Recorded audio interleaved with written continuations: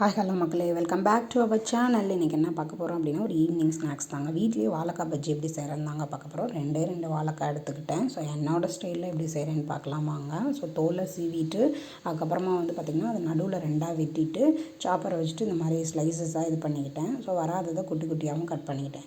ஒரு கப் அளவுக்கு கடலை மாவு, ஸோ அதில் பிஞ்ச் அளவுக்கு பார்த்திங்கன்னா ஃபுட் கலரு, ஒரு ஸ்பூன் சிக்கன் பொடி, அதுக்கப்புறமா தேவையான அளவு உப்பு, ஒரு ஸ்பூன் அளவுக்கு காரத்தூள், இதெல்லாம் சேர்த்து நல்லா கையில் கலந்து விட்டுட்டேன். அப்புறம் தண்ணி ஊற்றி பார்த்திங்கன்னா கொஞ்சம் கொஞ்சமாக கலந்து விட்டுட்டு இந்த அளவுக்கு நான் கொண்டு வந்துட்டேன்.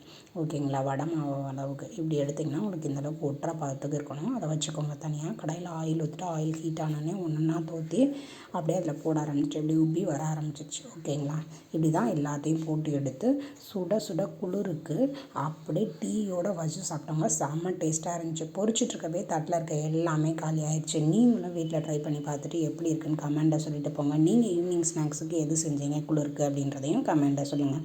நம்ம சேனலில் ஃபஸ்ட் டைம் பார்க்குறவங்களா இருந்தீங்கன்னா லைக் பண்ணுங்கள், ஷேர் பண்ணுங்கள், சப்ஸ்கிரைப் பண்ணுங்கள். டாட்டா பாய் பாய். நெக்ஸ்ட்டு சூப்பரான ஒரு வீடியோவில் உங்களை நான் சந்திக்கிறேன்.